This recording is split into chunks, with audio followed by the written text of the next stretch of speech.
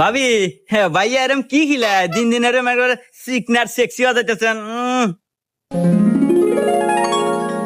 কি যে কন্যা মাতা বসাব, সবই তো আপনার কি পেয়া। আচ্ছা মাতবর সাহেব, গ্রামের প্রত্যেকটা মিয়া আপনার প্রতি এত আসক্ত, কাহিনী কি?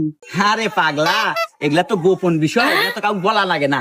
তারপরে দুজন শুনতে চাইলি আমার কাছের লোক তো বলাই যায়। শোন, তুই সকালে ঘুম থেকে উঠেই তুই যে মেয়ার এদের মুখের উপর দিয়ে এরম কোমল স্পর্শ দিবি, দেখবি যে সেই মেয়েই তোর বস। তুই যা কবি তাই শুনবো। কেরি, আমার বউ তো আমার কথাই শুনে না, তাইলে মাতব্বরের বুদ্ধিমতো এই কাজটাই করিয়ে দেখি। হ্যাঁ, কে রে, সকাল হয়ে গেছে, আমার তো মনেই নাই। যাই, মাতব্বরের বুদ্ধিমতো কাজটা করি। লে লে লে লে লে। মাদবর সাহেব, আজকে এত সকালে আইছেন?